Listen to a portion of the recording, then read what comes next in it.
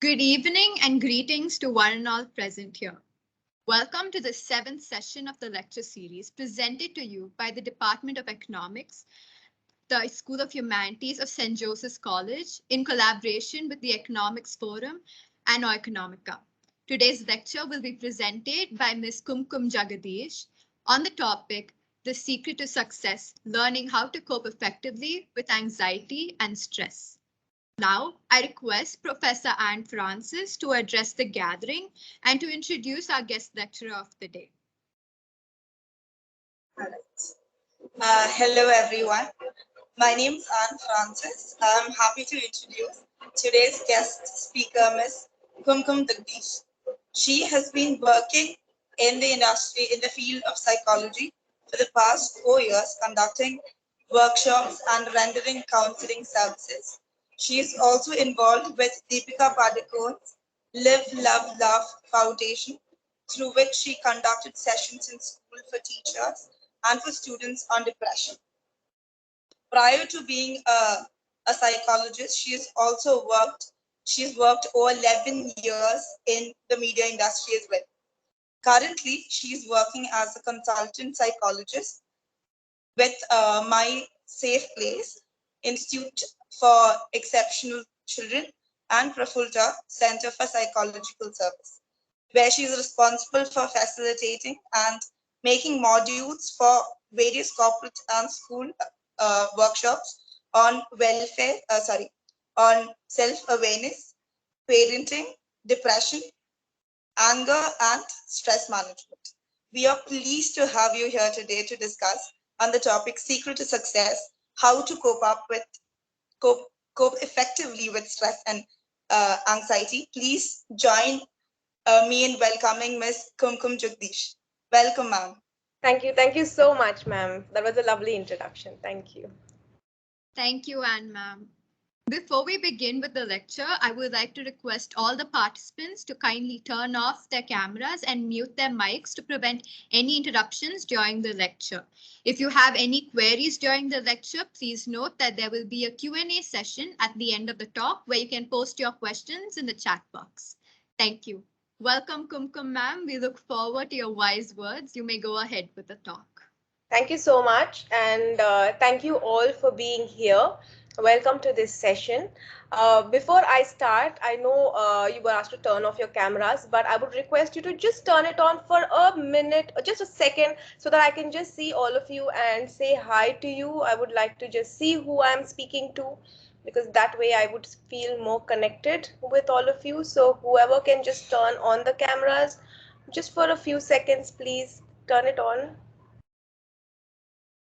Okay. Hi there. Can we have more students turning the camera on, please? Okay. Okay, thank you so much. Thank you so much for that. At least I have a sort of orientation now as to who I'm addressing. Thank you. So let's start. This session today is all about you. I have read some of the questions that you have sent, and I've tried my best to incorporate it in my session. In case I am not able to answer the questions, please do ask them again on this session at the end. I would like this session to be a very interactive session, so I will ask you questions. Please do unmute and answer, or if you would prefer writing it on the chat, please do write your responses on the chat. Like I said, this session is all about you. It is about how you can, become successful in life. What is it that you need to understand, and how is it that you can achieve your goals in a very positive manner? And that is why I have named this session The Secret to Success. Let's all reflect upon the video games that you play. I'm sure all of you play video games. and you are successful in some video games and you like some of the video games that you play, you keep going back to playing the same game again and again, and you want to reach higher levels, and there are some games that you feel, okay, you know, this is not really of interest to me. What makes you successful in those games where, you know, you want to reach higher levels? Can you reflect upon that? What is that one thing that makes you feel that you're successful in those games and wants you to, you know, motivates you to go back?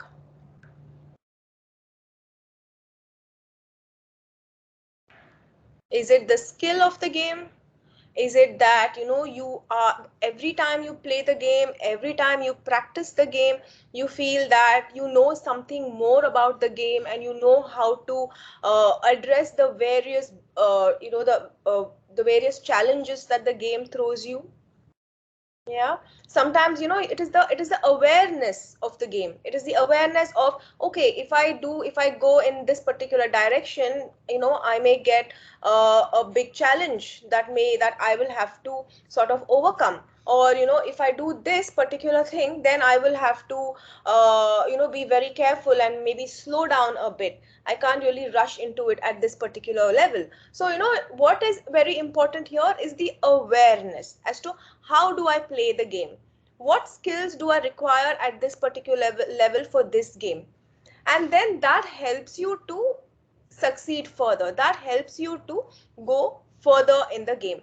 It also causes you lesser stress. It probably causes you lesser anxiety because you have that knowledge and that awareness, right?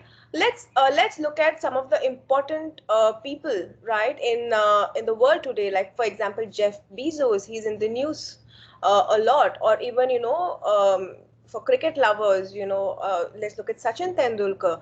What makes them so famous? What makes them so successful?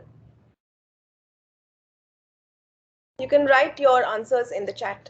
I would like some replies. What do you think makes them successful? Hard work. Hard work. Okay. Yeah. What else? Ma'am, consistency. Consistency. Okay. Hard work, consistency. Very good. What If else? they reach the goal, they won't leave it. Till they get the goal, they will not leave it. Yeah. What else? Strategy as well. Strategy. Yes. What else? Passion for the game, ma'am. Sorry, what is that? Passion for the game. Okay. Passion. Yeah, patience for the game. Yes, very good. What else? Awareness about the game and its requirements. Awareness. Is it just the awareness of the game and the requirements? What is it? Just the hard work? Is it just, you know, the consistency? What are the other things you think that they are really good at managing?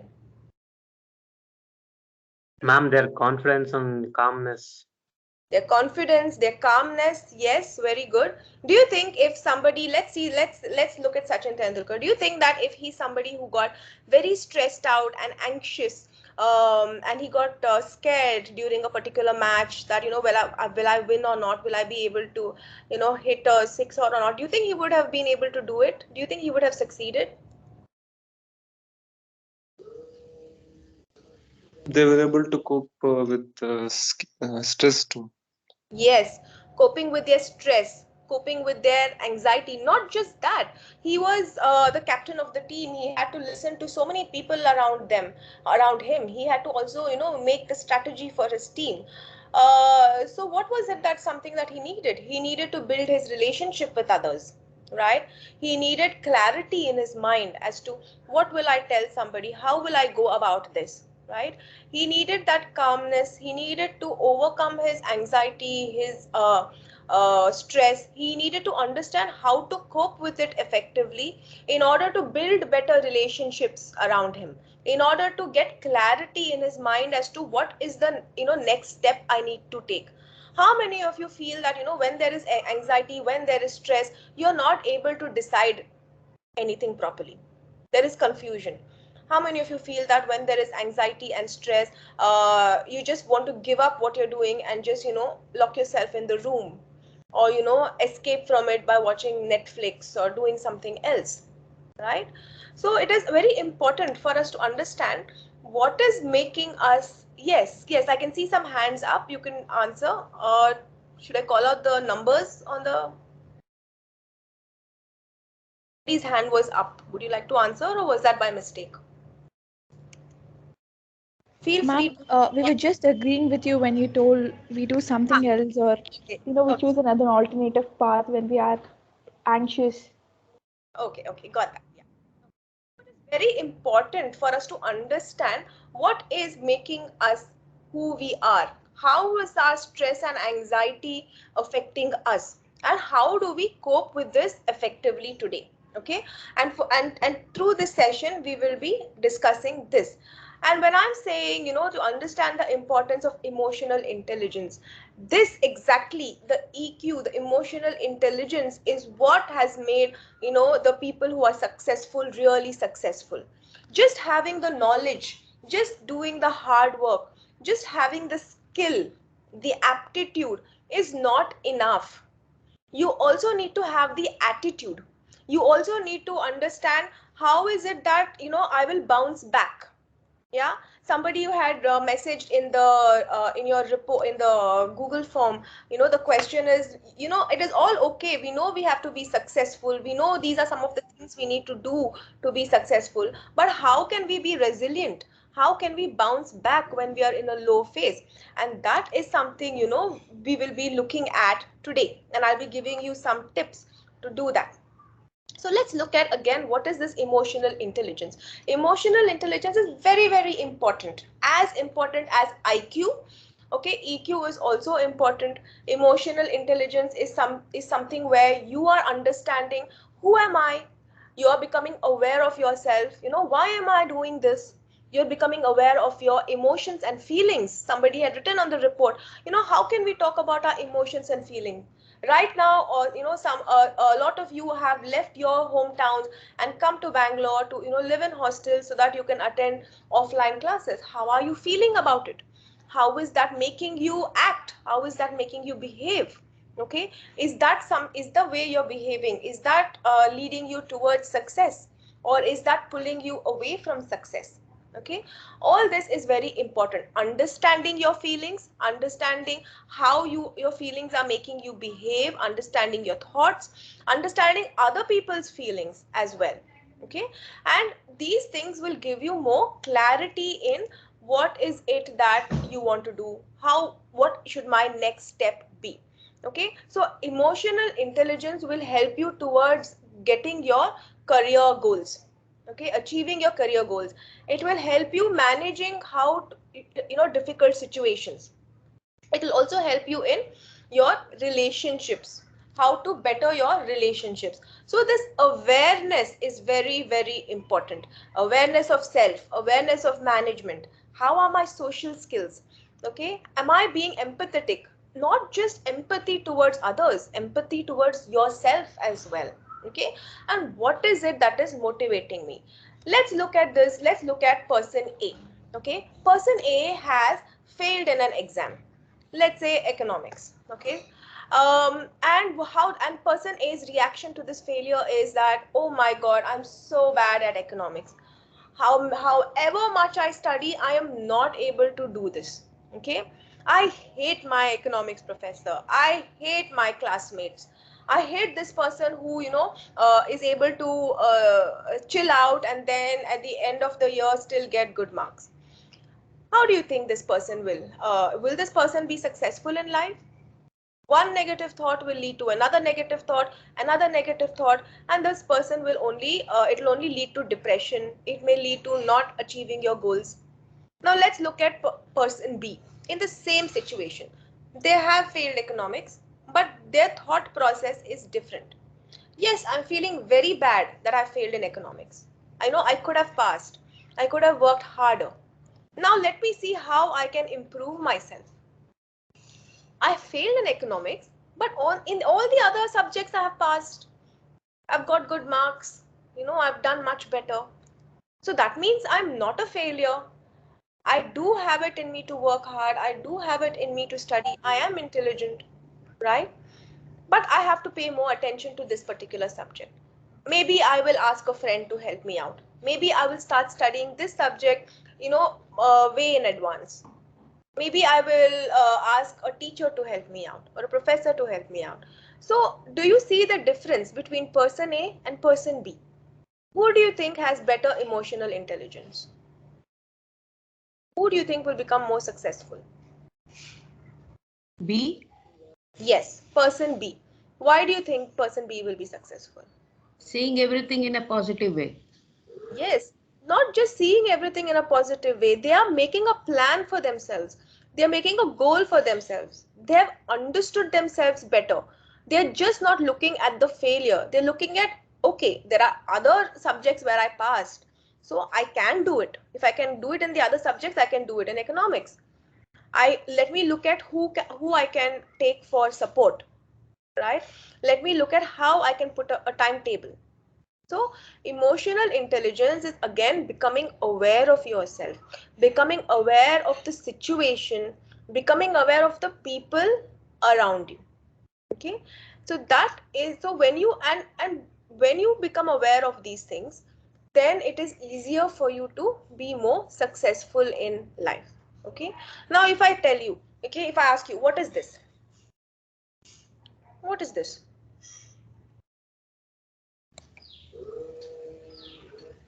To stop. Stop. Okay, anybody else had any other thoughts in their mind? That's your palm. Palm. Okay, so for somebody it is a stop. Answer? Sorry, You want to answer? I Or you want are to answer. getting attention? I want to answer. I want to get attention. Anything else? So You for want some, to give a high five. Giving blessings. yes, high five. Yes. Giving blessings. Okay. Yes. So can you see for The question asked? question I want to ask? So for all of you have perceived it in a different manner. The same thing, but your perception is different, right? Exactly like the success is also different. The way you perceive success is different. The way somebody else perceives success is different. Okay. And not just success, the way you perceive a particular situation is different. The way somebody else perceives a particular situation is different. The way you perceive your friend is very different from the way your friend will perceive the same friend, right? So it's all again emotional intelligence is what are you perceiving?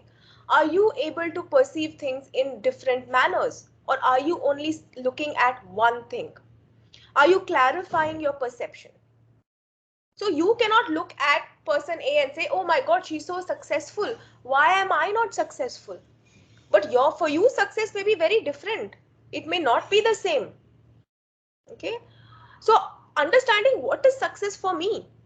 For somebody, success may be just leading a life very happily, having good friends, having a job. For somebody else, success could be like working really hard and not having too many friends and just earning a lot of money. Okay, for somebody, happiness could be just being with their family. For somebody else, happiness could be being with friends. So everybody has different perceptions. So it is important for us to understand who we are, what is it that we are dealing with. And when we are looking at ourselves, emotions becomes very important, because as humans, emotions and feelings is very, very important to us.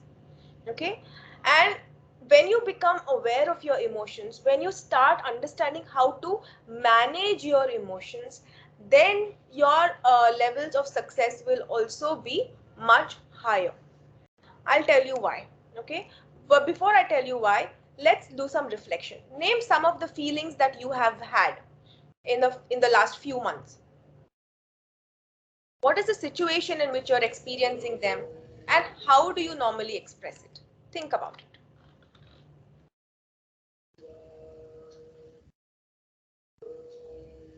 Anybody would like to share? Giving examples. Yeah, give an example. Reflect upon a feeling that you've had. As a teacher, when I go over there and a student is not able to do some work or anything, I know the student how it is. So in his or in her way, express in their level or their own example giving. So Yeah. that will be easy to understand by them. Yes, yes. Going to their level of thinking and giving examples. Going to their level. So how are you feeling when you do that? Little bit of upset, but not to show it. Okay, you feel Upset because others are understanding only that person, or to a few people are not able to understand. yes, That yes, time yes. we get upset. Correct. So you feel upset about it. How do you express that upset normally?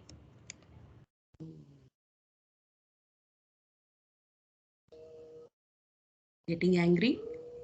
Okay, so you get angry. Yeah, thank you for that. What else? Anybody else wants to reflect upon their feelings? I felt helpless. You felt helpless, okay? It's as When if did you feel? everything. It's as if everything is against you. There are so Yes, many points to fail. okay. Everything can go wrong within a day. So I thought Yes, yes. it's something So like that. Yeah. you're feeling helpless. There are so many things to face. You're feeling very overwhelmed. Yeah. What are the other emotions it is giving rise to?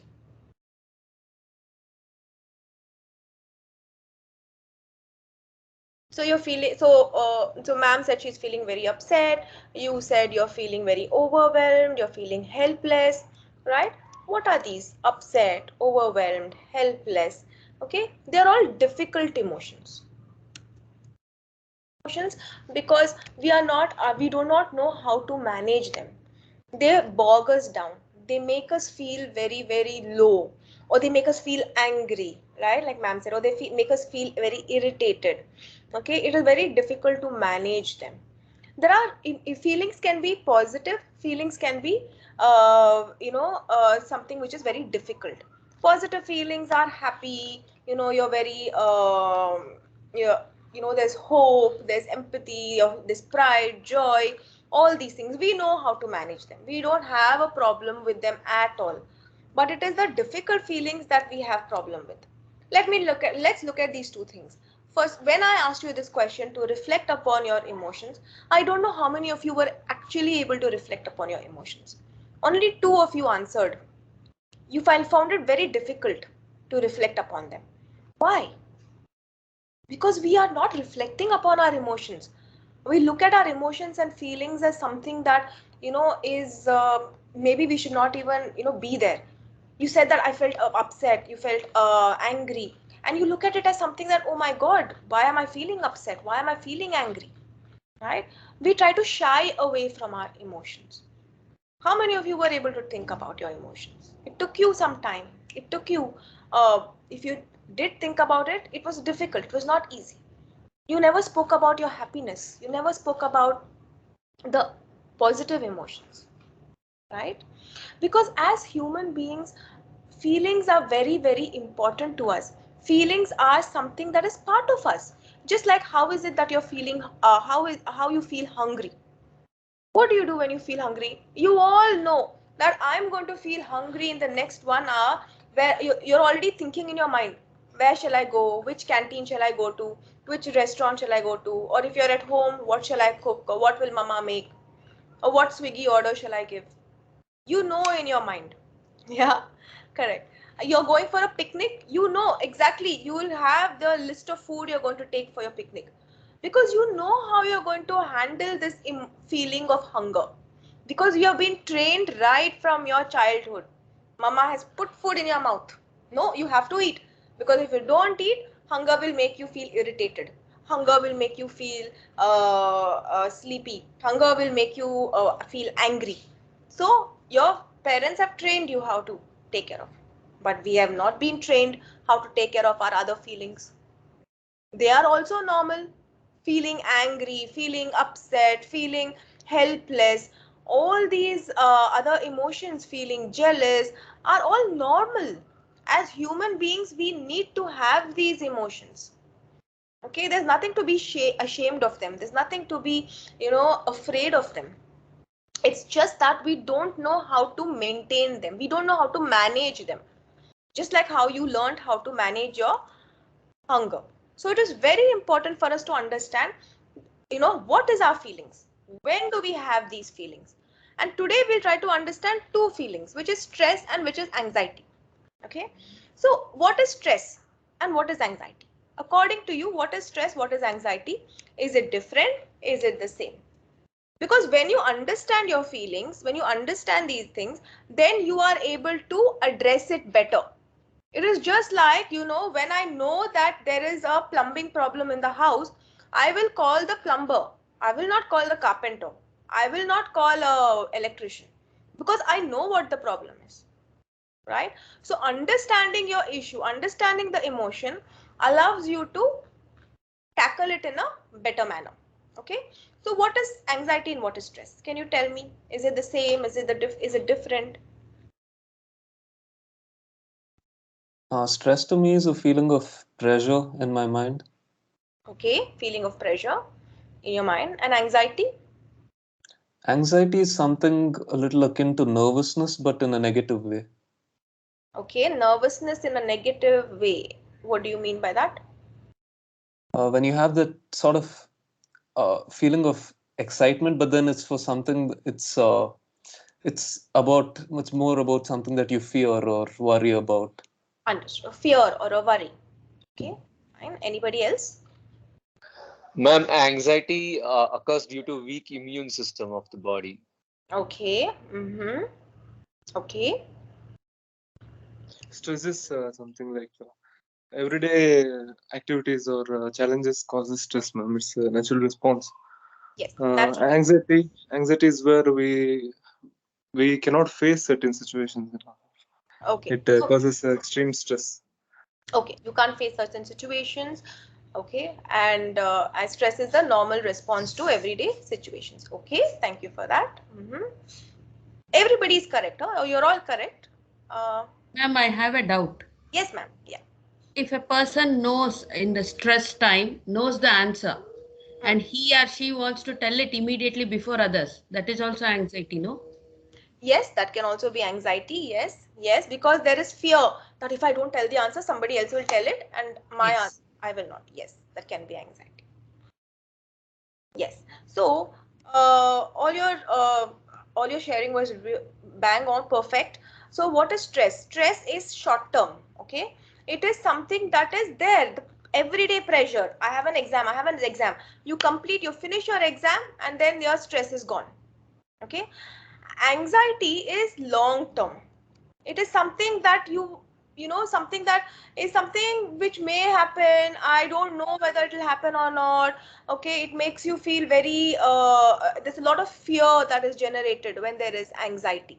Okay, when there is stress, a lot of stress can lead to anxiety as well. Okay, when you don't take care of your stress, it can lead to anxiety. It's like if you have a balloon and you keep blowing, okay, blowing air into it, what will happen? At one point of the time, the balloon will burst.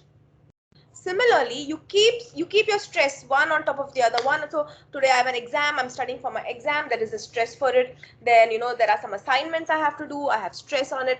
I have I don't know whether I need to talk to this particular professor. I don't know how she's going to take this. There is stress on this. Then your parents are saying something, let's say your girlfriend is saying something, then all that gets into one big sort of a mass, and at one point of time it can just burst if you don't take care of it.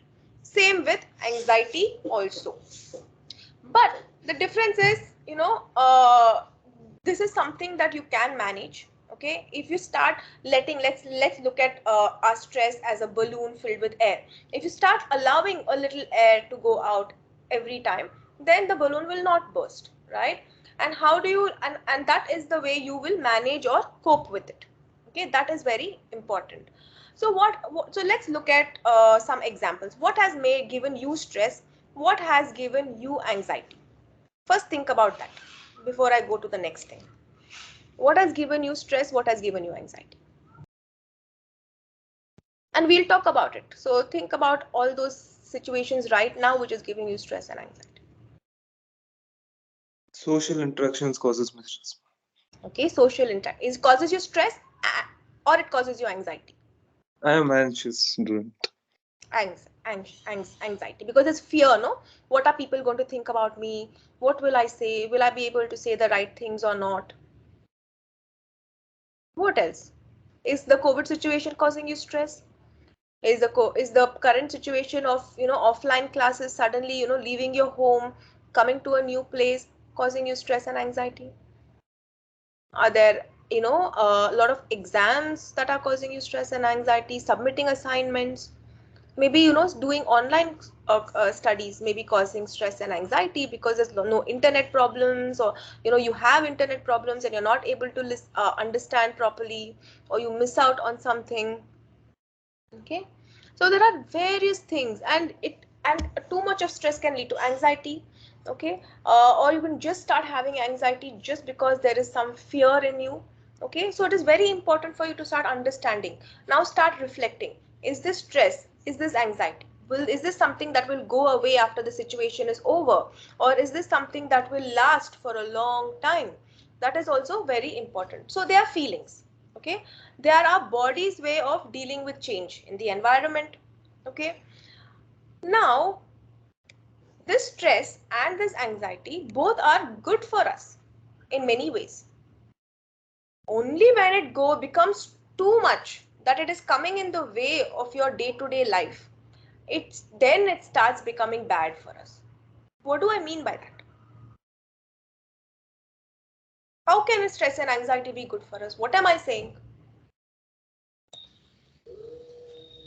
Stress and anxiety make us always active and sharp, concentrative. Yes, yes, ma'am. It makes us very active, sharp. It makes us achieve our goals. Because you're stressed for your exam, you are studying. Because there is a fear that, you know, if I don't study right now, I may not be able to pass. You are studying, right? If you are in a competition, there is stress that I have to perform well. So you will practice and practice and practice for the competition, right? Once the competition is over, there is no stress. Everything is gone and you're all calm again. So some amount of stress is important. Imagine if I was not anxious to cross the road, if I was not anxious for my safety, I would just cross the road without, you know, seeing what are the vehicles on the road, and I would be hit by a vehicle. Because I'm anxious, I wait at the signal. I wait for my turn to cross. I make sure that the road is free before I cross. So these are, so all our feelings are meant for, is telling you something about yourself, is telling you something about your body. When you're hungry, it's a feeling. What is it telling you? It is telling you that your body needs food, your body needs energy. And you're able to sort of, you know, understand that and satiate that. You eat something and you get yourself that energy. What will happen if you don't eat? Will you be able to study on an empty stomach? Will you be able to concentrate on an empty stomach? Will you, if you're hungry, do you think you will you know, listen to somebody in a calm manner? You will get irritated, you will get angry, right? Similarly, look at stress, look at anxiety. Take a stressful situation, take a situation where there's anxiety. How has your body reacted? How has your body reacted? How has it impacted you? How has it impacted your behavior? How has it impacted you physically? Has it impacted any other emotions? Has it impacted your cognition, that is your thoughts? Think about it, reflect about it. Tell me some of the behaviors that you sort of do when there is anxiety and stress.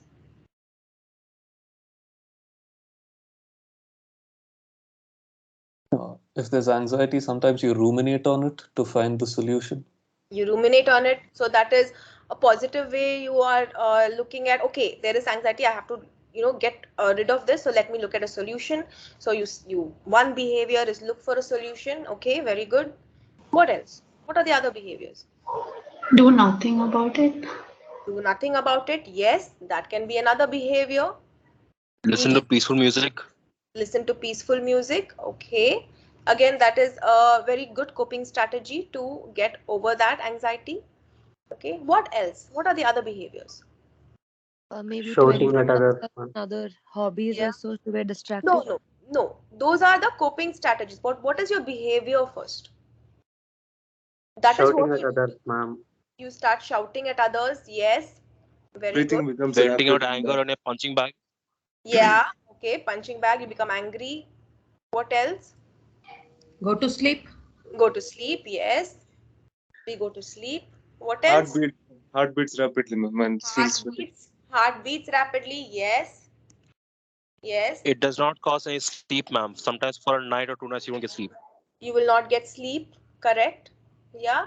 So these you're able to see my PPT, right? You're able to see the impact on behavior slide. Yes, ma'am. Yes, ma'am. Yes, ma'am. So like what most of you said, there is all those things. Plus, there is lack of concentration, forgetfulness. How many of you feel that you forget when there is stress or anxiety? How many of you feel you can't remember what you studied the previous day? How many of you feel that I'm not even able to concentrate and study on this? There is no sleep, like ma'am said, okay, or you just sleep a lot. Or there is, you eat or you overeat, show aggression. So these are some of the things that happen. So it is important for you to understand what is happening to me. How am I behaving? It is important because that will you can stop a particular behavior which is harmful. You can stop the particular behavior which is ineffective. Okay. And because you're shouting, you're screaming, there'll be there'll be a loss in the relationship. Okay, you may not have successful relationships. Okay, because of loss of concentration, you may not be able to succeed in what you're doing. So it is very important for you to understand what is coming in the way of my success. The thoughts and feelings, negative thoughts, you're anticipating the worst. Let's look at the worst thing that we look at when there's anxiety of a particular assignment or an exam. How will my paper be corrected? Will I get good marks or not? What if teacher does not like my work? What if the professor gives me a bad mark? What if I get a C or a D or an F? Where is our mind going? It is going in somewhere into the future. The thoughts are going into what if, what if, what if. We don't even know whether that will happen or not. And what's happening? Our thought has gone into the future that we forget to study. Let's look at you're walking on the corridor and you pass a friend of yours, and your friend doesn't say hi to you, though you wave out to the friend. Immediately negative thoughts, fear. Oh my god, that my friend did not say hi to me. That means something is wrong with me. Maybe the person is angry with me. Maybe they don't like me. Maybe they have been, they've heard something bad about me. And one negative thought leads to another negative thought, to another negative thought. And then that leads to anxiety, that leads to stress. But what if you just ask the friend and say, hey, I said hi to you, you didn't wave back, what happened? Then that friend would probably tell you that, hey, I'm so sorry, I didn't realize you were there. My mind was really occupied. I had this important meeting to attend, or the principal was calling me and I had to rush to, I was wondering what it was for. So you see, again, it is your perspective. Okay, it is a way you are looking at it. So anxiety and stress can give you a lot of negative thought.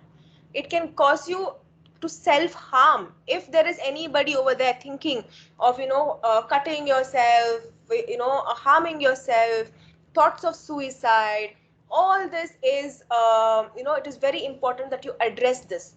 Go to a counselor, talk to somebody about it, talk to your professors, okay, talk to people you trust, okay, and a lot of times our behaviors, thoughts and feelings are all connected, okay. Sometimes our behaviors can lead to negative feelings, or difficult feelings, or negative thoughts. Our negative thoughts could lead to difficult feelings, okay. So when I thought in my mind that that person did not say hi to me and wave to me, immediately there's anger. There could be a feeling of loneliness. I don't have any friends, okay. You feel a lack of control. You don't know how to control the situation. You say you're feeling very helpless, like you said, I'm feeling so overwhelmed. What is it that I can do? I don't know, okay. You have a lack of control. So in order for you to start understand, and this is the impact on the body, Okay, you can get, you know, memory problems, fatigue, dizziness. How many of you get back pain? How many of you are suffering from, you know, IBS, you know, irritable bowel syndromes, aches in the muscle, headaches, migraines? Yeah, so all this could be because of your stress and anxiety. Okay, so it is very, very important for us to start dealing with it and coping with it in a very effective manner. Though usually the way we cope with it, the natural coping strategy is we are fighting or we are fleeing. Like you said, no, I will do nothing. That means you are running away or punching bag. You are fighting. Okay. Sometimes fighting and fleeing is good, but not all the time. Imagine if you have a bunch of things to study and you're so overwhelmed and you're doing nothing about it, you're fleeing away from it. Okay, and you're escaping it by either sleeping. Okay, do you think you're addressing it? Do you think your problem will be solved? What if you're fighting all the time? Then do you think your problem will be solved? You need to look at the middle path. Supposing I'm anxious to go in the lift and I don't go in the lift, I avoid the lift and I all the time use the stairs, then I will never get over my fear. No, I will never get over my anxiety. Okay, so understand, is my coping strategy a positive and effective coping strategy? Or is my coping strategy a negative coping strategy, an unhelpful coping strategy? If you're not finding success, then you're using an unhelpful coping strategy. Okay, in order to be successful, you need to use positive coping strategies. What are the healthy ways? So these are some of the healthy strategies and I'm going to take you through them. Okay, everything may not be of use to you. You can try your, you know, not everybody may have the same coping strategies. So see what works for you, what does not work for you. But what is important is to practice. Practice, practice, practice, practice. If you say this is not working for me after 2 days, then it will not. Okay, only after practicing you will understand whether this is a coping strategy that helps you or not. It's just like for somebody, you know, when you have a stomach ache, you may need a Gelusil. Somebody else may need, you know, just drinking Oma water may help. So different people may have different strategies. Okay, the first strategy is awareness, acceptance, and action. The 3 A's. I call it the 3 A's. What do I mean by that? Awareness. First of all, you have to become aware that I am under stress or I am under anxiety. A lot of times we are doing things. Maybe we are just shouting at somebody, but we don't know why we are shouting. The awareness is important as to why am I shouting at this person? What is it that is stressing me out? Is it that something this person said which is stressing me out, or is it that my feeling that this person is that I am not I cannot be loved or I cannot be respected? What is it that is stressing me out? If you're feeling very helpless, what is making you helpless? You need that awareness. So if, let's look at the plumbing example. If I go into the bathroom and I see a pool of water, the first time I may just mop the water and go. 10 minutes later, I come back and again there is a pool of water. Now I have the awareness that something is wrong. Now I have to understand, where is the problem? Is it a leaking pipe? Is it a leaking tap? Okay, what is it? Where is the leak coming from? So then I do some sort of an investigation and I find out, okay, it is a tap. So then I accept it. The tap has to be changed. Okay, that means I have to shell out this much of money. Okay, acceptance. Okay, then I know I will call the plumber. This is something that I cannot fix, only the plumber can. So the action, what will I do? I will call the plumber, I'll ask the plumber to come home, I'll ask the plumber to fix it. Similarly, what is making you feel that way? Okay, awareness of your feelings, acceptance of your feelings, and then action. Okay, that is very important. So once you have that awareness, acceptance and action, then you look at, okay, this is my problem. I know I'm feeling very helpless. There is a whole lot of Can you give me one? Can you give me some stress or an anxiety that you're feeling? Let's work with that one example.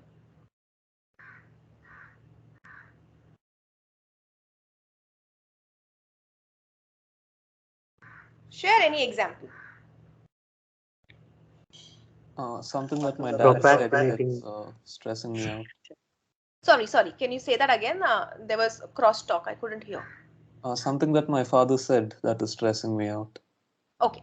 So something that your father said is stressing you out. Okay. So let's look at it this way.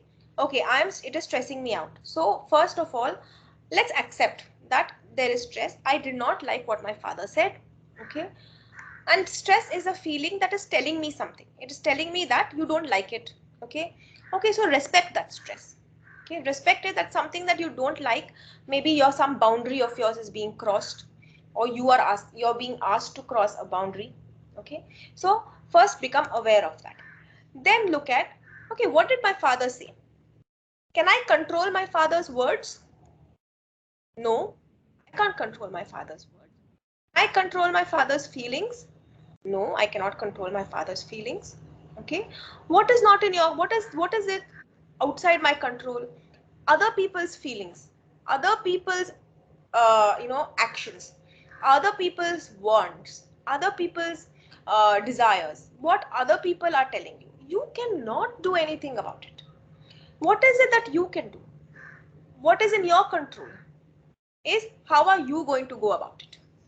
How are you going to think about it, right? How are you feeling? What are you saying? So if my father said something to me and I feel like giving it back to him, only that is in your control. Do you really want to give it back to him? Or do you want to put it in another tone of voice, another manner? Okay. So understand that. You can give me another example. Let's take the example of your exams, right? What is in your control? Not that how the teacher is going to correct my paper, how is the paper going to be difficult or easy? Okay. Am I going to pass? Am I going to fail? That is not in your control. What is in your control? That you draw up a timetable. What is in your control? That you sit and study. What is in your control? That you try to address those negative thoughts and shut those negative thoughts. Okay. What is in your control? You do things to calm yourself down. Like you said, somebody said, I listen to music. Okay. Somebody else said that you do a hobby. That is in your control. Everything else is not in your control. So only pay attention to what is in your control. Your efforts, your behavior, your actions. Let's look at the COVID situation. What is in our control during the COVID situation? That you wear a mask, you sanitize, you keep a 6 feet, distance. Okay. You do your online college, you do your homework. That is in your control. What is not in your control? Whether the schooling is offline or online. Whether, I get COVID or I don't get COVID. You don't know. Whether there is going to be a new variant, there's not going to be a new. That is not in your control. But what are we doing? We are stressing so much on the things that are not in our control that we forget to do what is in ours. Right? Very important for you to remember this. One way of getting back into your control, especially when there are negative thoughts. Because one negative thought leads to another negative thought, to another negative thought, and you start feeling so anxious. You start feeling so overwhelmed. You're not able to focus. You're not able to be in the here and the now. The negative thoughts is like a hook. It will hook you like a fishing rod. It will hook you and it will take you away. What if this happens? What if my father said this? What is he thinking of me? What if my father does this to me? What if because of this happens? What if I can't do this? What if? Okay. It's just I am not, my father hates me. My father does not like me. My father feels that, I am not good enough. Right? All this, again, all these are negative thoughts. One leads to another, leads to another. But what can you do? You don't have that control. What do you have control of? How confident you are feeling, how sure you are of what you can do, right? So you have to come back to the here and the now. And the best way to come back to the here and the now is by counting, by doing the grounding technique. It's the 5, 4, 3, 2, 1 grounding technique. And it has a reason for it to be 5, 4, 3, 2, 1. Because when your thoughts are somewhere, in the future or in the past, my father did this, my father did that, my professor did this, my friend did that, my girlfriend did this, my boyfriend did that, it's in the past, or what may happen in the future. You have completely forgotten about the present. You have completely forgotten your goal. You've completely forgotten about the here and the now. So you need to bring your mind back. Okay, so you have to trick your mind, and you have to start with 5 things that you see around you. So look around you. What can you see? I can see my curtain, I can see my laptop, I can see the light, right? How is it? Observe it. What is the color? Okay, what are the designs? How is it looking? So this way your mind is slowly coming back to the here. Then 4 things that feel. Okay, I can feel my fingers. I can probably feel the phone. Okay, how is this? This is very rough. Okay, this side is very smooth, right? So 4 things that you can feel. So you're slowly tricking your mind. It is easier for your mind to see things around first. Then it is easier for your mind to start feeling. Okay, now your mind has come back around 40%. It is in the here and the now. Then you look at 3 things that you can hear. Okay, I can hear the noise of the AC. I can hear somebody outside in the kitchen. I can hear children playing in the playground. Now you're almost, 50-60% in this room. Then 2 things that you can smell, and 1 thing that you can taste. It can either be put water in your mouth, eat something. So then you are tricking your mind. You're taking the focus away from the negative thoughts into the here and the now. Do you think this is something you can all try? Yeah. So do this. Okay. This is one way of tricking yourself. This is one technique. Second technique is breathing and relaxation. I would like all of you to, close your eyes now. I'm going to do something called the permanent muscle relaxation with you. This is something that you can use when there is anxiety. I have taught this technique to a doctor who spent a month in the COVID center.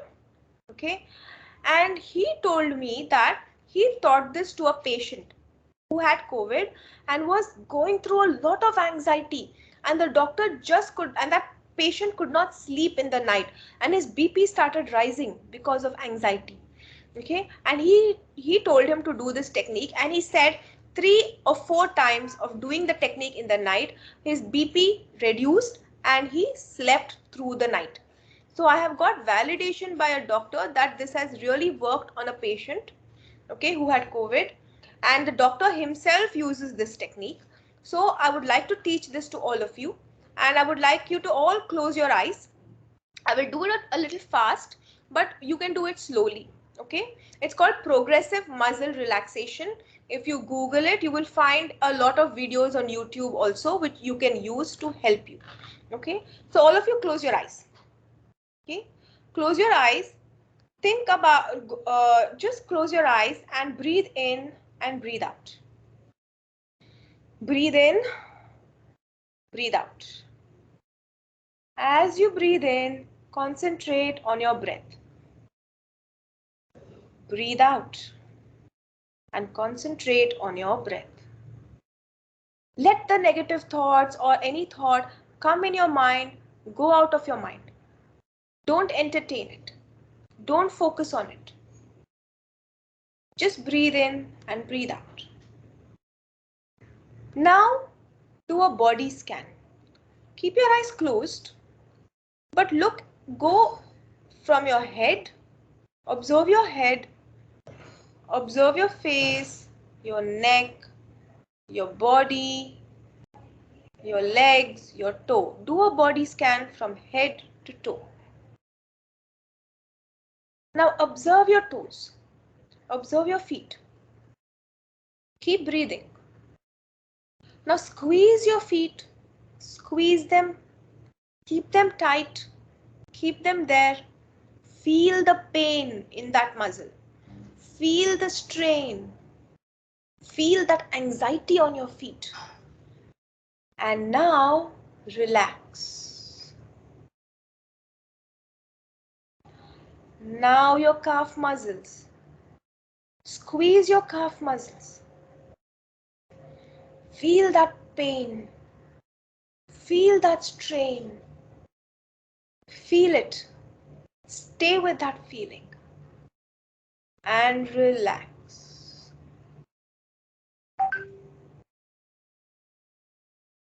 Now slowly shift your focus to your thighs, to your lap, and squeeze that muscle.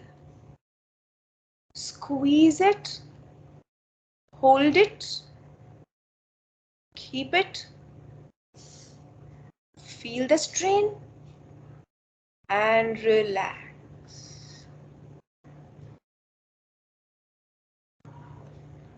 Now your stomach and back. Squeeze it, hold it, feel that strain. Feel that strain, feel that pain. Hold it there. And relax.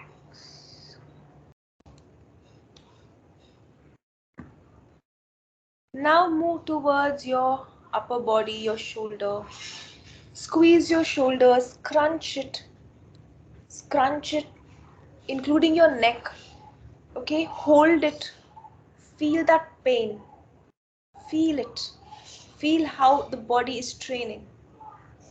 And just relax. Now your fingers and your palms, hold them tightly together. Crunch them together. Feel those nails against your skin. Feel that stretch and that pain. And then relax.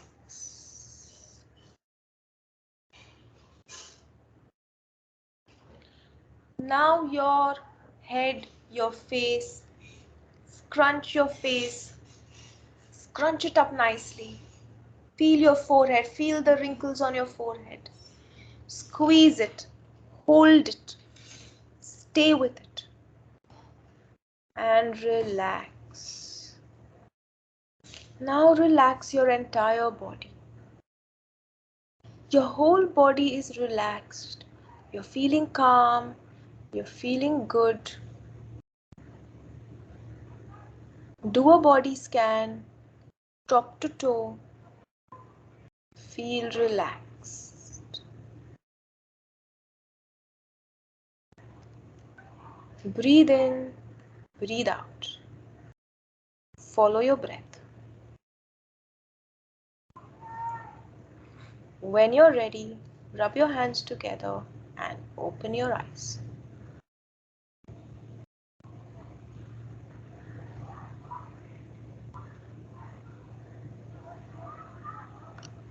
How was it?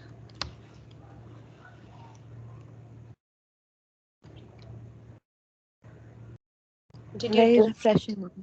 Yeah, did you do it? Were you able to do it? How many of you were able to? Yeah? How many of you were able to do it? Can you put your hands? Yeah, thank you. Okay, good, great. Yeah. Did you feel relaxed? Did you feel refreshed? Yes. Yeah. This is another way to bring your mind back into the here and the now.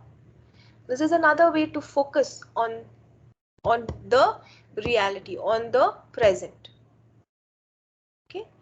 So this is something that you can do. Meditation is something that you can do. Okay, meditation is just closing your eyes, breathing in and breathing out, or there are so many various meditations that you have. There are meditation apps. So do these things. Okay, is to reframe your thinking. It's very important for you to understand how are your thoughts.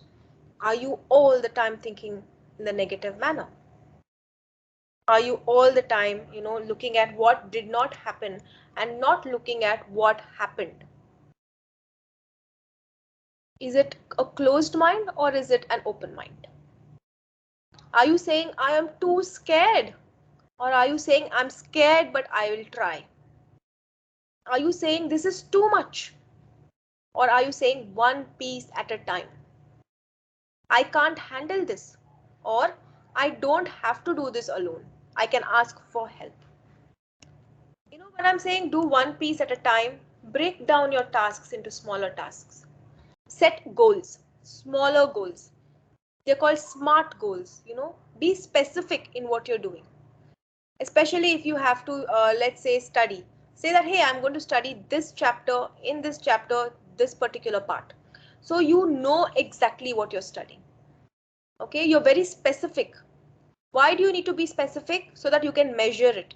So that you know that you have done at least so much. It also has to be realistic.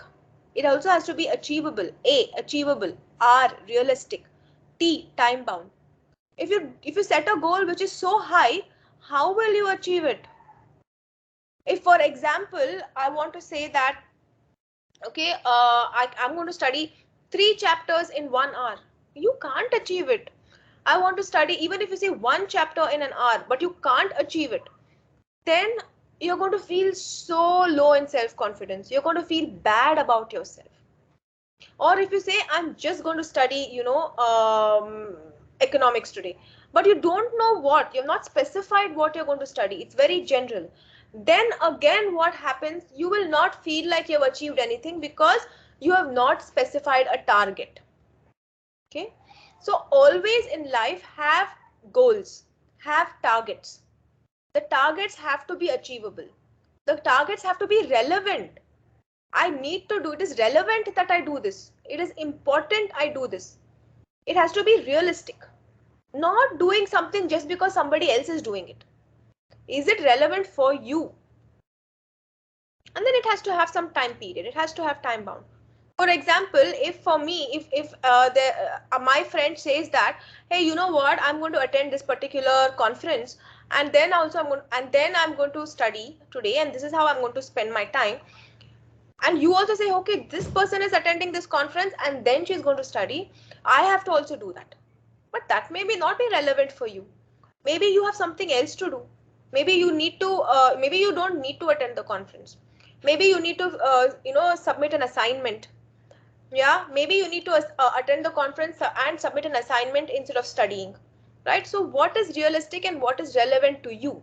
That is very, very important. So your goals have to be SMART. Specific, measurable, achievable, realistic or relevant, and then it has to be time bound.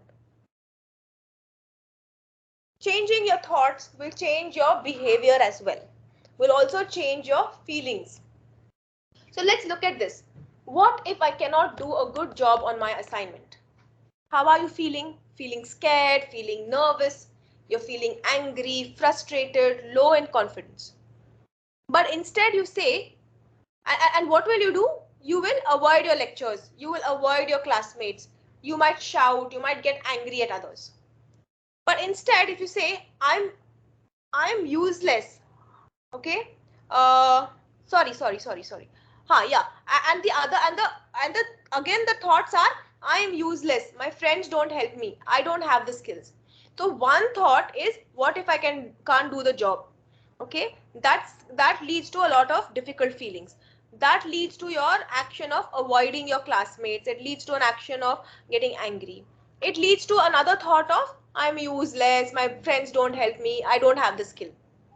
But instead, if you have an alternative thought, I have completed many assignments before this, and this also I will complete. I will take the help of my friend. Then how do you feel? You feel confident. What is the action? I talk to my classmates. I ask them the suggestions. I talk to my lecturers. I brainstorm. Then your thought is, hey, this is not a difficult task, but I can, do it with the correct planning. So you see how your thought is going to affect your behavior, how your thought is going to affect your further thoughts, how your thought is going to affect your feelings. I would like all of you to write one thought, okay, and then reframe your thought. Reflect on one thought and see how you can reframe it. Write down one thought and see how you can reframe it. And you can, just one person can sort of give an example, because I know we are running out of time as well. Because I would like to hear questions from you as well. Any one thought. And reframe your thought.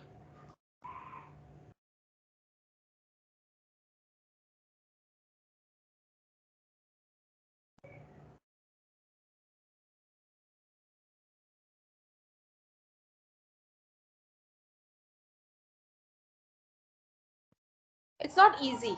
That's why I want you to do, just so that I know that you've got it. It can be a very simple thing. It doesn't have to be so complicated. Anybody has a thought? A negative thought? I have exams, but I don't know the topic. I have my exams. I don't know the topic. I don't know how to study. Okay. So how can you reframe the thought? I'll take up the topic and break it up and Yes. make it easier to comprehend, something like that. Yeah. So when you're saying I have exams, I don't know the topic, how are you feeling? I feel helpless, ma'am. I don't know what to do. Yes. You're helpless. You don't know what to do. And then when you reframe the thought, how do you feel? I have grasp of the situation. Yeah. Yes, you feel in control. So remember the control wheel. What is it that I can do? I can do this, right? So you feel better control. So I don't know what my exams are. I can ask for help. I will try to, talk to my professors about it, or talk to friends. I'll put a timetable. I'll look at the notes. So I would like all of you to do this thing with me. All of you put your fingers like this, okay? Okay. Now think that, and now you can put it apart, okay? Think that there is a magnet holding your fingers. There is a magnet holding your fingers, okay? And the magnet is going to attract the fingers together, okay? There is a magnet on both sides, and the magnet is going to attract your fingers together. The magnet is going to attract your finger. Think in your mind that the magnet is attracting your finger.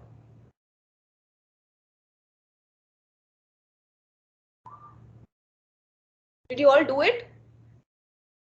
Did you think that your magnet is going to attract? For how many of you the fingers came together when you thought that the magnet will attract your finger? Okay. Yeah. What does this tell you? What does this experiment tell you?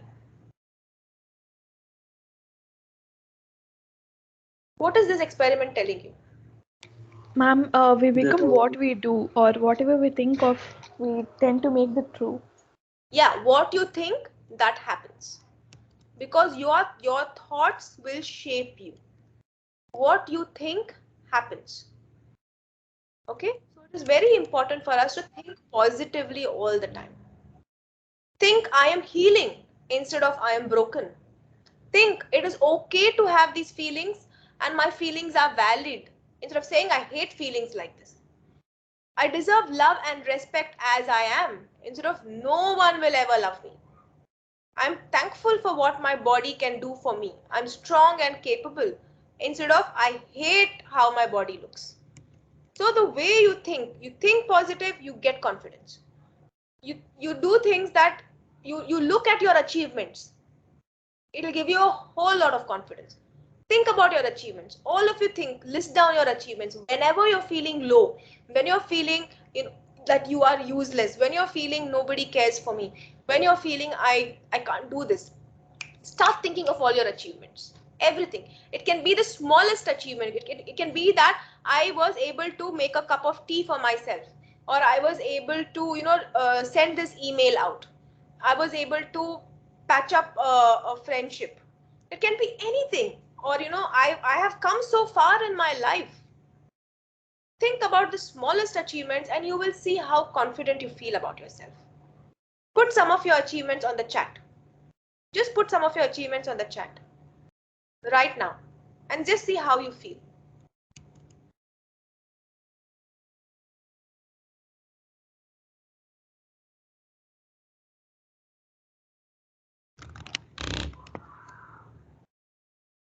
One of my clients, I just told her, she came with a lot of stress and anxiety. I just told her, start putting your achievements down. For 1 week, she put her achievements down every day, morning and night before sleeping, morning and night, the achievements through the day. And the next day she came and the next week when she sort of spoke to me, she said, I don't know what's happened, but I'm just feeling so confident. And I've started talking to people that I was scared of talking to scared to talk to also. I would like you to put your achievements. It's difficult to think about our achievements. We have never thought about our achievements. We only think about our failures. And we think and think and think, I failed here, I'm not good, I'm not this. And that brings you down. How many of you can think of your achievements? Put it on the chat. I want to know.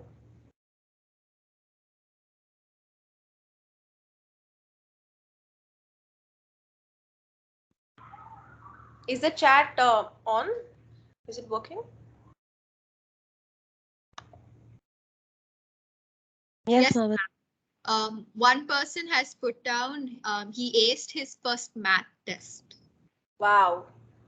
I'm not able to see any chat. For me, it says it's not showing me anything actually. Ma'am, I will read it out to you. Okay. That's nice. Anybody else? Come on, all of you. There are 52 of you here. Put your achievements down, no? Is it so difficult to think about your achievements? Are you feeling shy? Are you feeling embarrassed? Again, think about that. Why? Why are you feeling shy? Why are you feeling embarrassed? Why is it so difficult to put your achievements down? Because you're not respecting yourself. You're not loving yourself. People who are successful are those people who respect themselves, are those people who love themselves, who put themselves first. What do I mean by that? You are empathetic to yourself. You're empathetic to others also. It doesn't mean you're rude. It doesn't mean you're unkind to others. But you are aware of yourself and you do things for your confidence. You do things which are good for you. You're able to praise yourself. You're able to, love yourself. Anybody else has put the achievements down? A lot of people have put down their thoughts and their things. So one person made one of my favorite sketch of Chandler from Friends, which drove me towards happiness. Very nice. Yeah, but what is your achievement? There again, you said my friend made something. But what again, see, you're not talking about your achievement. Why? He said made one of my favorite sketch. He made one of his favorite sketch. Achha, he made his favorite. Okay, he drew it. Okay. Okay. Another person said, as a class representative, I have the opportunity to be of help to many every day, and I'm happy and proud of it. Very nice. How is it making all of you feel? When you put that, how did it make you feel? Did it make you feel good? Did it make you feel confident? Did it bring a smile to your face? Another person said he went to the gym 2 months straight. Yeah, okay. Another aced their martial arts test. Wow. Okay. Another got 10 on 10 in their physics test. Very good. And one person said he could drink 12 glasses of water today after a long time, and now he feels super energetic. Exactly. See how nice it is. When you listen to the achievements also, you feel so good. And it boosts your confidence. It boosts your self-esteem. So whenever you're feeling low, start making don't even wait to feel low. Just make a list of your achievements every day. I would like to show this video. Are you able to see this? No, no?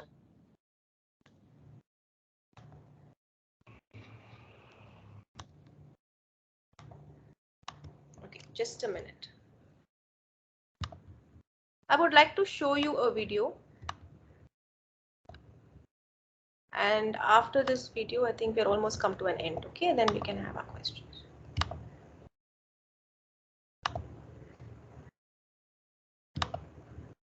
After this video, you can ask, we can start the question and answer now.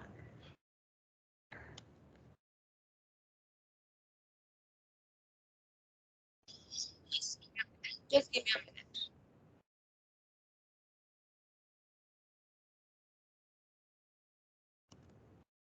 Just give me a minute.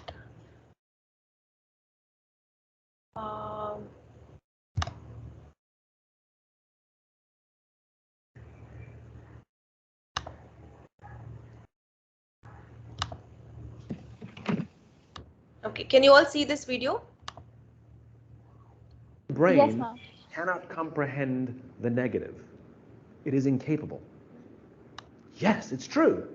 I'll give you an example. Can you hear? Okay? No, I'll give you an example. You don't have to believe me. Yes, ma'am. Yes, ma'am. I'll prove it. I'll prove it. Okay? The human brain cannot comprehend the negative. You ready?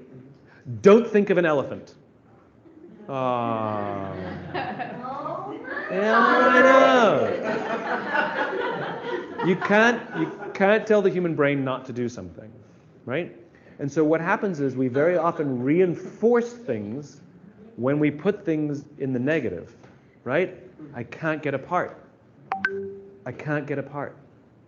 I can't get apart, right? Or I can't do this versus I'm going to keep doing this. I'm going to keep doing this. I'm going to keep doing this, right? And it's such a huge thing to convert things into the affirmative. You're supposed to do it with children as well. We're supposed to say, instead of saying to children, don't eat on the couch, we're supposed to say, eat at the table. Right? We tell people what we want them to do, not what we don't want to do. Pilots know this, right? It is well known in the pilot community that when you tell a pilot, don't hit the obstacle, they'll hit the obstacle. Because what they're doing is focusing on the obstacle. Skiers know this. If you ever seen skiers go through trees, do you know how they do that? It's very easy. It's actually surprisingly easy. If you go through trees on skis and you go, don't hit a tree, don't hit a tree, don't hit a tree, guess what you're watching? You're only looking at trees. All you're doing is seeing trees. You don't understand how anyone can ski with all these trees, right? As opposed to follow the snow, follow the path, follow the path. The only thing you see is the path. Skiers know this. If you say don't hit a tree, you'll hit a tree. You won't be able to find a path because all you see is millions of trees. If you say only follow the path, you actually don't see any trees. There's actually very sparse trees. There's plenty of path, there's plenty of snow. It's the same thing for you. If you focus on the obstacles, all you will see is obstacles. If you focus on the path through the trees, all you will see is path through the trees. It's your choice how you choose to perceive your own career. It's literally perspective. Yeah, okay. So what does this say? It is your choice, right? Follow the tree, follow the path, follow your goals. So it's very important for you to set your goals, set smart goals. Okay, so with that, I think we've almost, come to the end. I will open it for questions. And yes, thank you, ma'am, for this very insightful and informative session. We shall now begin with the question and answer session. So if any of you have any queries or doubts you would like to ask, please drop them down in the chat box and I will read them out to ma'am. I hope those people who have written the questions in the form, you've got answers to them. Yes, ma'am. If you haven't, please do ask me again. Yes, ma'am. So how do we cope up with like online bullying, ma'am? Like suppose after the effects of online bullying, how do you cope up with them? Yeah. Yes. So I read there were 2 questions on online bullying. Thank you for bringing that up. I'd forgotten about that. So let's look at let's look at the control wheel. Okay, online bullying. What is in your control and what is not in your control? When there is online bullying, what are some of the things you can do? What are some of the things you can't do? First is you cannot what the bully is saying, what the bully is doing, why he is doing it. It's not in your control. The bully can be doing it because of some stressor, whatever, low self-esteem, self-confidence that the bully has, right? We can't really try to change the mind of the bully. But what is it that we can do? What is in our control? One is you can bring it up. Okay, you can expose the bully, because online bullying is a big, it is a crime, right? So please do bring it up to your professors, or your counselors in the college, and you have to report the online bullying. 2, you can stop the bullying from happening if all of you together get together as a class and probably have a bully squad. A lot of schools and colleges now have started taking bullying as very, very important and serious offense, and they have these student bodies who are stopping bullies. So this is one thing under your control is, come together and form a squad and stop the bullying.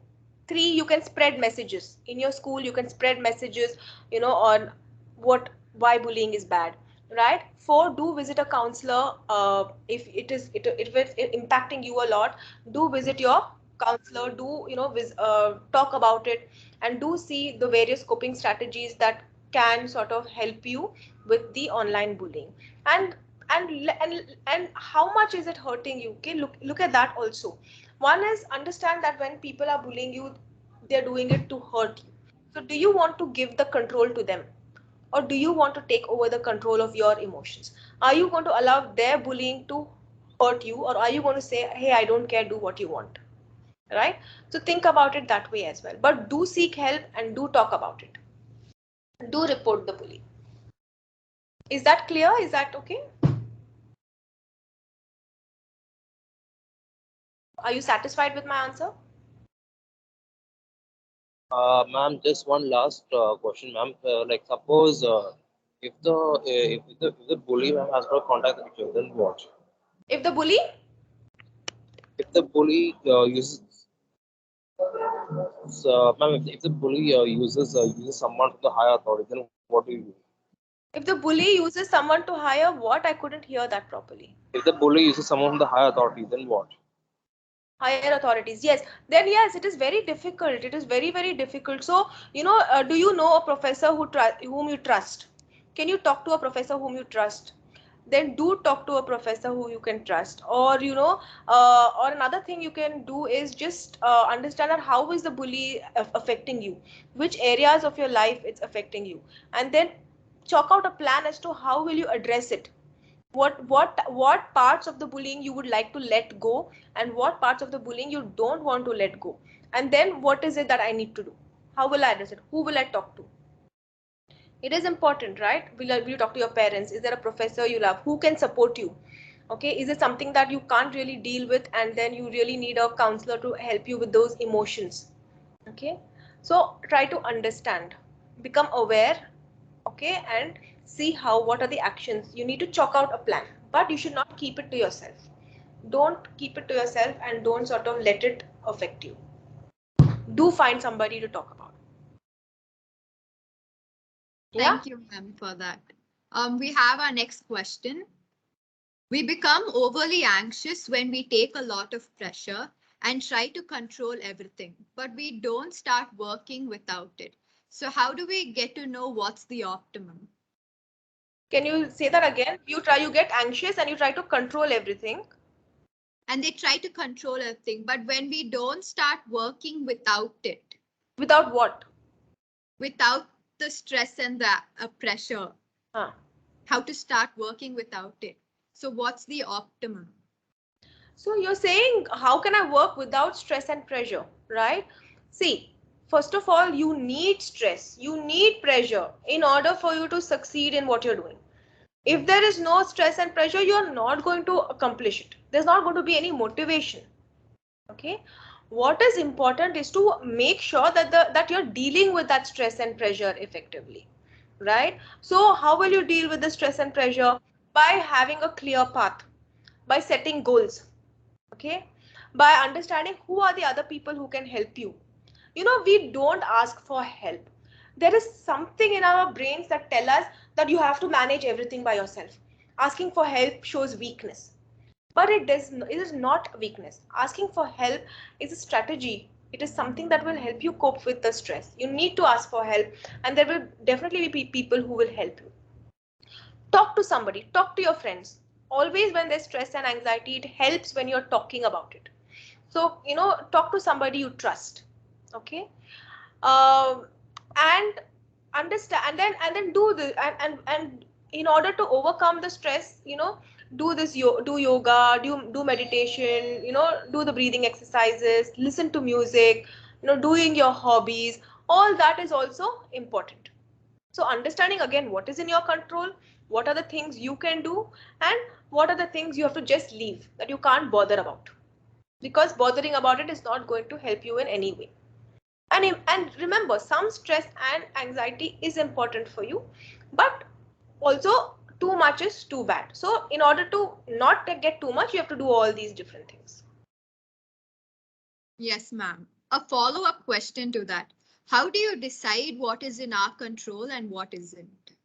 How do you decide what is in your control? Again, what is in your control is only what you can do, your actions, your behavior, your choices. You have to make a choice. See, there I had a particular, I had a client. Okay, she said that you know, I want to do this, but my father is asking me to do something else. Okay, I want to study coding. My father is asking me to no, she wanted to study sales and, you know, some creative content, something, and her father was asking her to do something else, I think coding. And I chose what my father wanted me to do. And then I worked in this organization. I hated my work, and then I changed my job to what I wanted to do. And I started, right now I'm into sales, and I'm a sales consultant, and I love my job. Okay, so I asked her, so whose choice was it? What was in your control? Your control was to, you know, you chose to listen to your father. Right? I am not saying don't listen to your father. Don't this one. But what happened was, she herself, there was no clarity in herself as to what is that she wanted. If she had clarity that no, I want to do sales, this is something which is really, if that self-awareness was there, then she would have sort of convinced her father. Right? But she chose not to convince her father, and she just chose to go with what her father did because of no clarity. So it is very important for you to have clarity. Whenever you're even confronting somebody, have clarity as to why are you confronting that person? Am I doing the right thing by confronting? You need to spend time with yourself. You need to spend time in self-reflection. Okay? You can never make anybody feel sad. You can never make anybody feel angry. It is not in your control. If the other person is feeling sad, if the other person is feeling angry, that is their feeling. They are choosing to feel angry. They are choosing to feel irritated. If you are feeling angry, if you are feeling sad, nobody is making you feel it. It is your choice. You can choose to either feel angry, or you can choose to get over that anger and do something else. You can choose to feel scared, or you can choose to face the fear. Right? So completely agree with you, ma'am. It's our choices and it's what defines us. Another question. What are the common things we overlook regarding mental health that drags us down in the long term? Yes, the common thing is you are not self-aware. You're not able to understand yourself. Right? How many of you have actually reflected upon yourself? Have you thought about who am I? Okay. If I ask you, who am I? Complete the sentence I am. You will struggle to complete it. Try to complete it. I am. How many? In this 1 minute, how many things came to your mind about I am? One of life's difficult questions. Who am I? Yeah, 1, 2, or nothing. Think about your friend.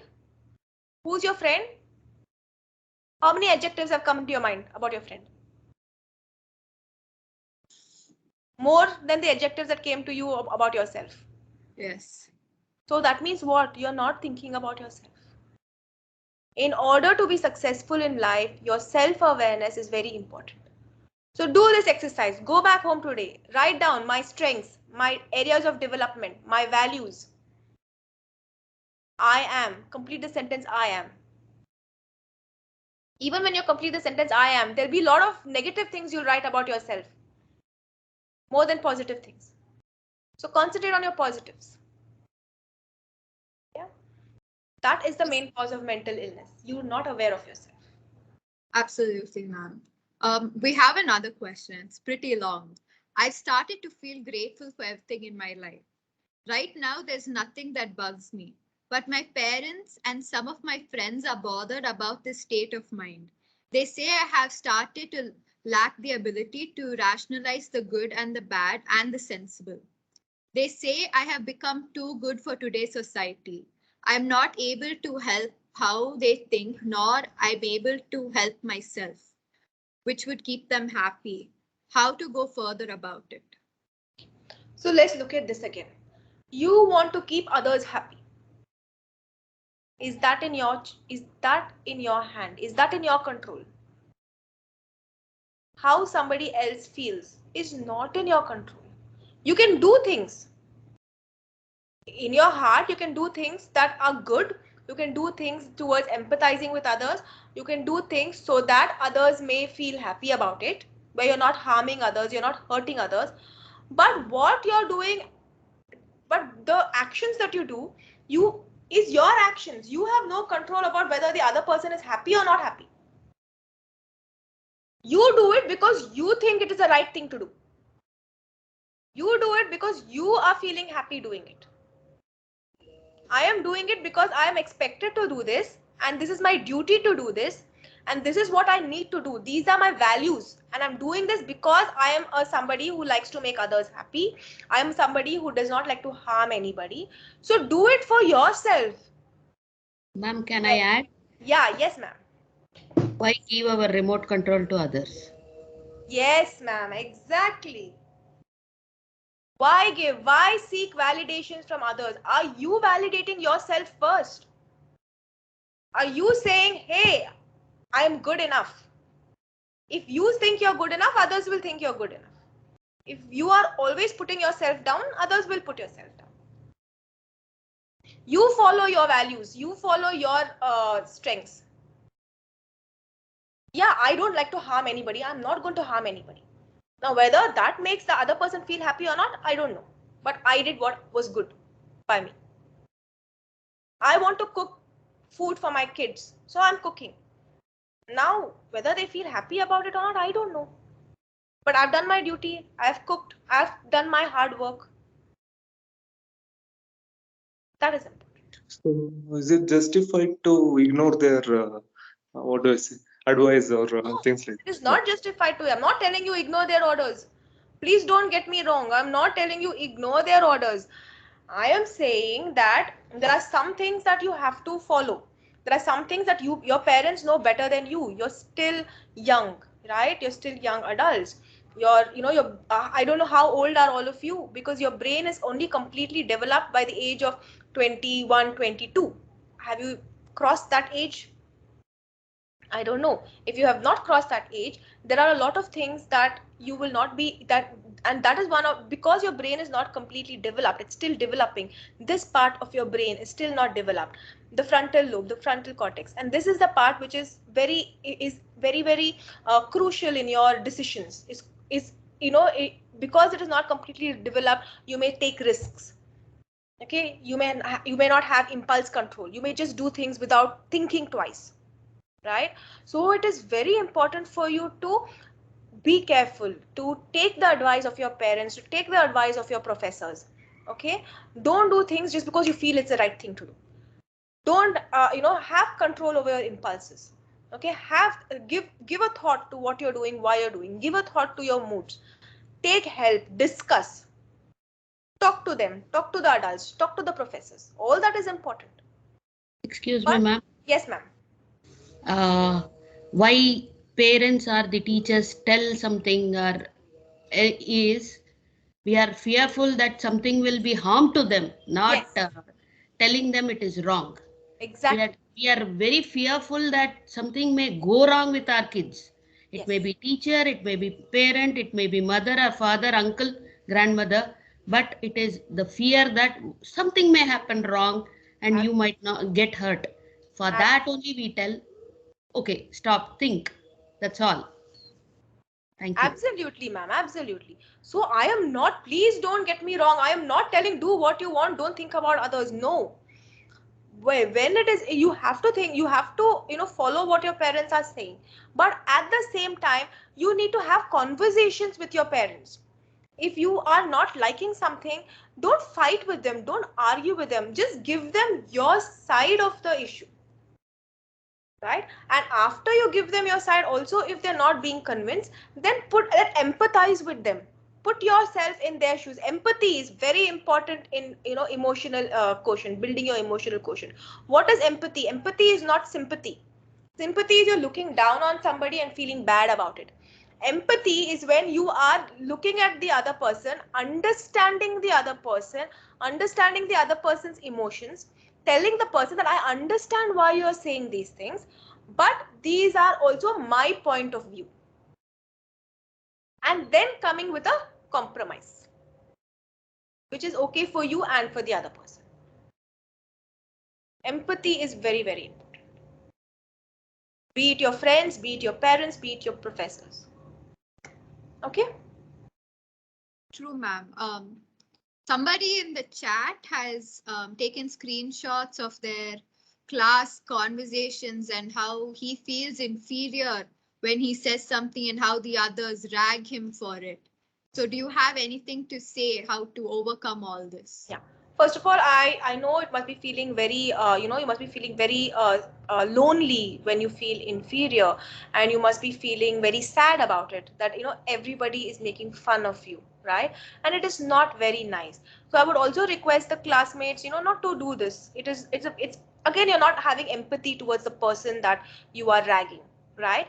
2, when you're feeling inferior, whose choice is it? Your choice. You're choosing to feel inferior. Right? You can say that, hey, let them rag me. I don't really care about what they're saying. I know what I want. I know who I am. My goals are, to complete my studies. My goals are to complete my assignment. I'm going to focus on my goals and I'm going to achieve them. Okay. So again, how are you looking at it? What is your perspective? Are you going to brood over, hey, nobody likes me in my class, my life sucks? Or are you going to look at, hey, I'm here not for people to like me, I'm here to achieve my goals. So let me go ahead with my goals. Again, it's your choice. Are you going to look at the trees while you're skiing, or are you going to look at the path? Yeah. Yes. Yes, ma'am. It's like the one quote, no one can make you inferior without your own consent. Yes. When you start loving yourself and respecting yourself, nobody can make you feel inferior. Yes, indeed. Our last question is from our very own Miss Anita, ma'am. It is difficult for kids. It's difficult to talk to kids nowadays. There's a fear that they will harm themselves. How do teachers deal with this? Yes. So there is a fear that kids will harm themselves, right? So what is important is for us to, first of all, understand the kids, empathize with them. Okay, understand what is there. See, when I'm saying empathize, it doesn't mean that you forget about yourself, right? See, there is a way of communicating called the assertive way of communication. What is assertive way of communication? Where you're neither being aggressive nor are you being passive. Okay, you're drawing the boundaries, you're being firm, okay, but at the same time I'm saying that I understand you, right? I understand you, I understand these are your feelings, but right now these are the requirements. I can help you where you're feeling, if you're feeling low, I'm there to help you, or the college counselor is there, but this is also the rules and these are the requirements and this is what you need to do. So talking to them with empathy, it also applies to you as students. Even when you're talking to your friends, right? You need to be assertive. You can't allow your friends to pressurize you to do something. You can say, hey, I understand you want me to do this, but I'm so sorry right now, this is not what I want. Right? Or maybe I can do this later. So assertive communication is very important for all of you. I hope that answered the question. Yes, ma'am. We have one more question. Yeah. How to set effective goals which are achievable? I sometimes set goals or resolutions for a new year and later get anxiety attacks that I'm back to normal. And also, I have no aim in my life, which gives me a lot of anxiety when I think about my future. Yes. So like I told you, when you're setting goals, it has to be the SMART goals. Your goals have to be specific. It has to be measurable. It has to be measurable because then you know whether you're reaching it or not, whether you need to change the goal or not. Okay. It has to be achievable. If you're going to set goals which you cannot achieve, then you are going to feel very low. Okay. So you need to have achievable goals. For example, I don't know how to drive a car. Okay.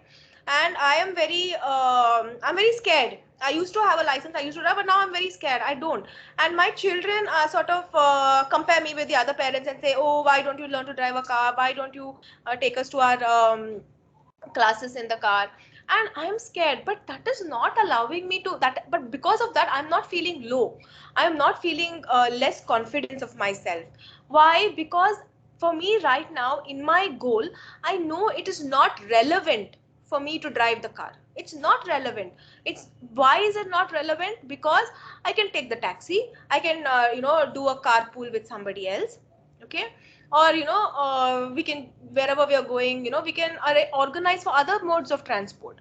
When the need comes, and if the need comes for me to learn driving, I will learn. Okay. So your goals have to be relevant. It has to be realistic. And then it has to be time bound. Okay. So it is very, very important. Another thing, you may set goals and you may start procrastinating. You may start feeling lazy. So what do? These goals have to be smaller. Smaller. When you learn to write ABCD, did you start writing words right from the beginning? No. Your teacher taught you straight line, slanting line, sleeping line. Only then you went to the next level. Similarly, your goals have to start small. Smaller the goals, and then you achieve the smaller goals, and then you make it higher and higher and higher. So everything you can do 1 minute first. Then you can increase it to more 5 minutes. There's something called the Pomodoro technique. You can have a look. It's on YouTube, where you can set an alarm for every 15 to 20 minutes. In that 15-20 minutes, focus on what you're doing. When the alarm rings, take a break. Come back again 15 minutes.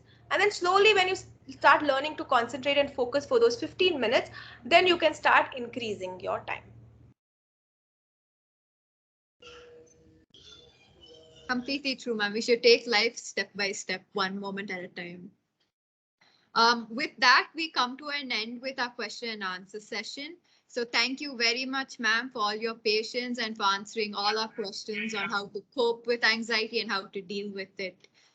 So come to an end with the question and answer session. So before we proceed with the vote of thanks, I would like to ask all the participants, faculty, and the guests to switch on their camera for a group picture.